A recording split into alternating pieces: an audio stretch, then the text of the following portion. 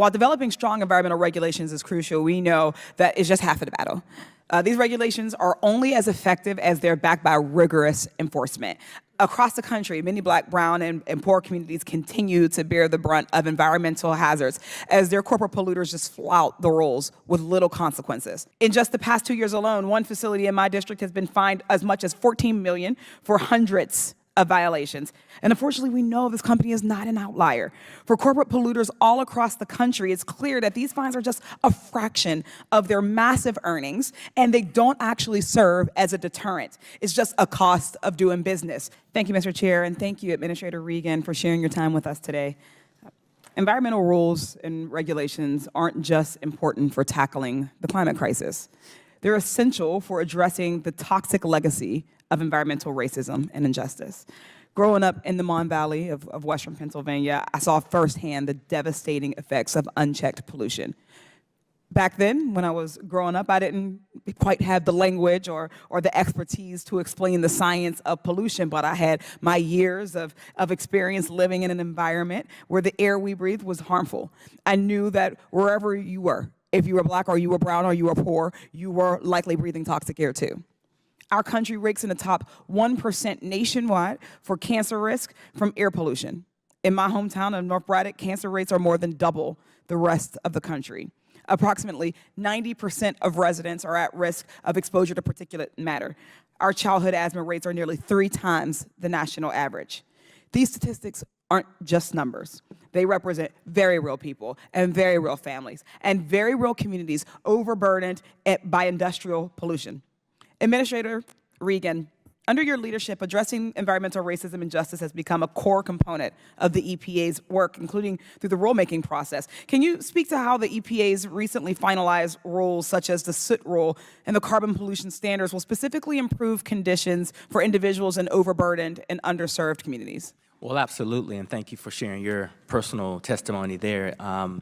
There are so many of us that have grown up and lived in areas where we are hit by unchecked pollution, and the way to do this is the way we've done it, which is create a separate office, a National Program Office of Environmental Justice and External Civil Rights that spends time with our national programs that look at air and water issues, to be sure that as we are designing our regulations, we are not leaving any communities behind.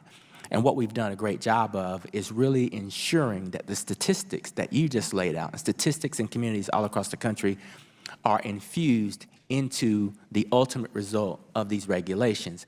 Our regulations are not only better for the United States, they're absolutely better for those who have been disproportionately dumped on for decades. Our children now are breathing cleaner air, they're not drinking lead-poisoned water, and they're doing better in school, and they're happier, and they're healthier. And so that's what we've been doing the last 3.5 years, and we're going to keep doing that. For decades, industry has promoted this myth that pollution is merely an unavoidable price to pay for economic growth. Yet we know that this narrative is just a false choice that primarily serves to shield big polluters from accountability for their chronic environmental harms, ultimately harming both those frontline, fence line communities and the workers. So Administrator Regan, how is the EPA working to ensure that chronic corporate polluters face real consequences when they consistently dump toxins into our communities? Well, number one, we have to continue to be vigilant with our enforcement capabilities and not let any of the polluters off the hook. I believe that the polluters should pay. But secondly, as we take a look at these facilities, there's communication with the arms of our office that design regulations that show many of these companies can not only meet these standards, they can go below. So when we design a new regulation, then there are stiffer penalties associated with those newer regulations. So as we ramp down pollution through a regulatory approach, we also give our enforcement teams more authority to hit them a little bit harder.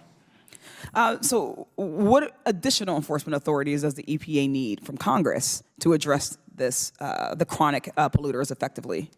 Well, you know, I think, listen, we have a very strong enforcement team. I think the only limitations we have is does the fine match the action, which you've laid out? And I think we have some statutory constraints in terms of just how much we can fine a facility.